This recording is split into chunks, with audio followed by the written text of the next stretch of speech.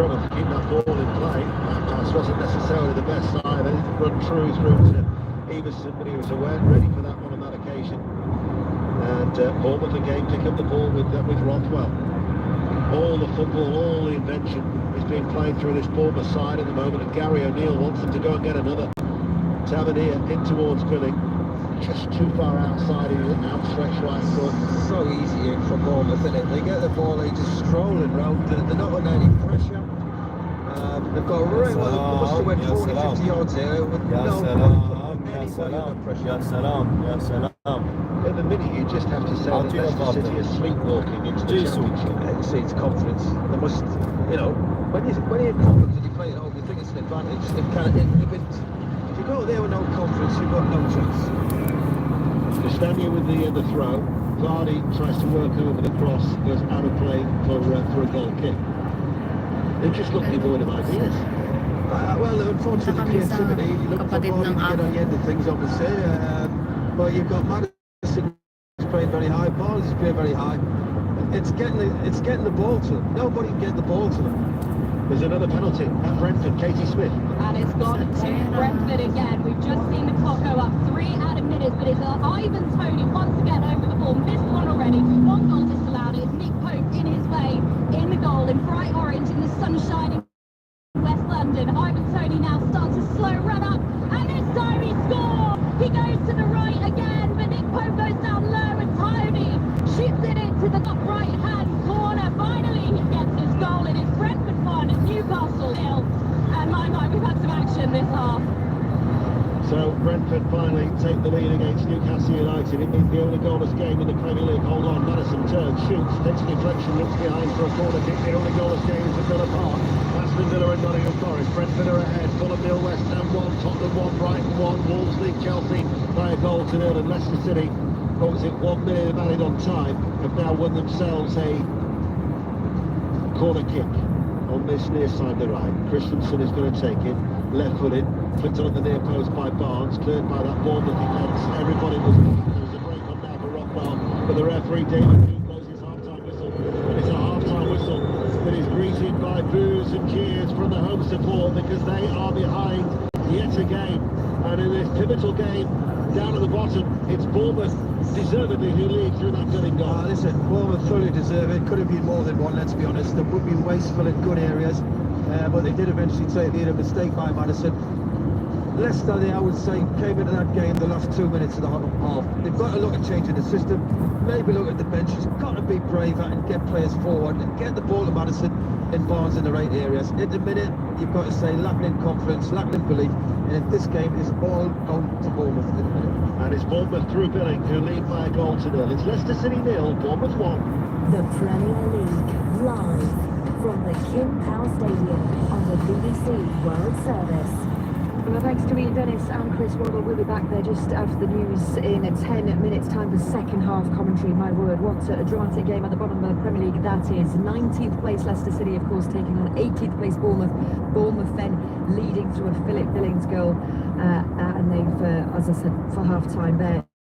The whistles are going across the country as well. We'll be there as soon as we can. It's still Aston Villa 0, Nottingham Forest 0, Brentford 0, Newcastle United. As we heard there from Katie Smith through an Ivan Toney penalty, whistle yet to go there. West Ham are 1-0 up at Fulham, and it's Tottenham 1, Brighton 1, and Wolves are leading Chelsea 1-0 as well. The whistle's just gone on. We'll be back around those grounds shortly. Earlier though, in today's early kick-off in the Premier League, Manchester United beat Everton by 2 goals to 0, and Manchester United boss Erik ten Hag says utilising his full squad will be key in the Premier League run-in. Yeah, we have to use the squad. That is what we did today. But when you have 3 games in 6 days, quite many.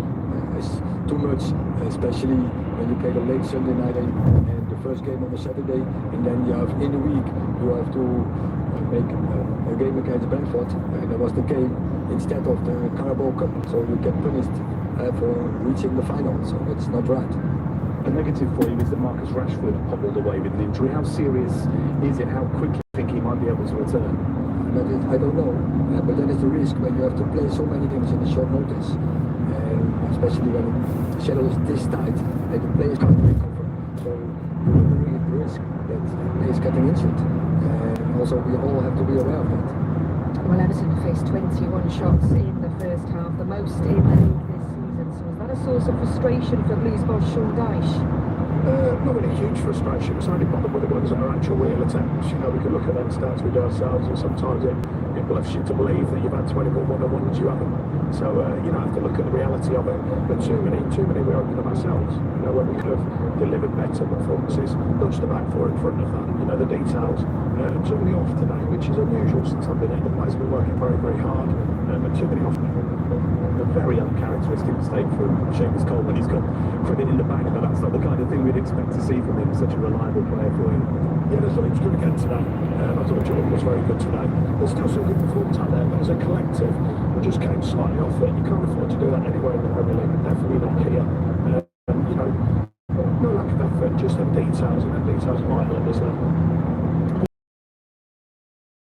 Sean Dyche there following that 2-0 defeat at Manchester United at Old Trafford. The whistles have gone at all our Premier League featured games today. Let's head first to Craven Cottage, where West Ham have the advantage over Fulham. John Southall. They do down at Fulham 0, West Ham 1, 22% possession, 1 shot on target, but importantly West Ham have that lead. The goal made by Jared Bowen down the right hand side did really well, went round Tim Reed, cross came off Harrison Reed into the bottom left corner, Reed own goal, and for all their possession Fulham, they haven't created much. Drera had a shot deflated wide and Robinson fizzed a shot over the bar from the edge of the area, and unlike Wednesday night, West Ham have defended well. Just one away win this season so far for them, but at half time it's Fulham 0, West Ham 1. John, thank you. We spoke before kick-off, didn't we, about Chelsea's Frank Lampard, his return to Stamford Bridge, but his return to the club hasn't gone his way in the first half at Molineux. John Bennett. Yeah, really tough start for him. It's Wolves 1, Chelsea 0 at half-time. Mateus Nunes with a wonder goal for Wolves, his first goal for the club. Fell to a tight angle right-hand edge of the box, took a bounce, and Nunes volleyed it up and over the goalkeeper Kepa. Stunning strike. They could have made it 2-0 not long afterwards. Kepa making a good save to deny the former Chelsea striker Diego Costa one-on-one from a tight angle. At the other end, Chelsea have had lots of the ball, but very few chances. Reece James, a cross deflected wide. João Felix with a shot easily saved. New manager, same old problems for Chelsea. Wolves 1, Chelsea 0.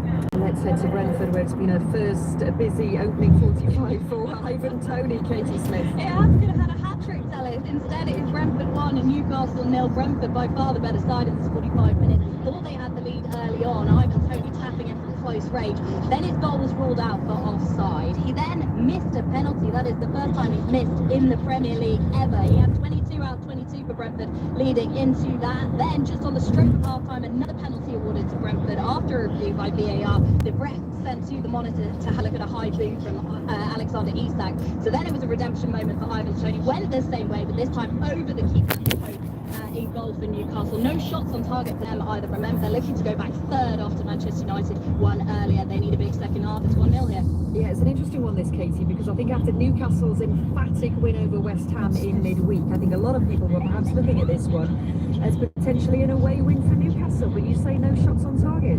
Absolutely. But you've got to remember, Del, if you watch those highlights from midweek, they were gifted, weren't they, a few times by West Ham by defensive errors. And you've got to say Brentford's captain and centre-half, Pontus Jansson, sent off. They brought in Zanka, but they've been really defensively solid. They have to come back from a midweek 1-0 loss to Manchester United. Thomas Frank said, I want to see a really spicy, intense opening first 45 minutes, and that is what they have given him. Katie, thank you. Katie Smith, our reporter at Brentford. We've yet to see a goal at Villa Park, Pat Murphy. And it's a rather disappointing first half. Forest full of spirit. They haven't set the bunker. They could have done better when Gibbs White missed his kick 15 yards out.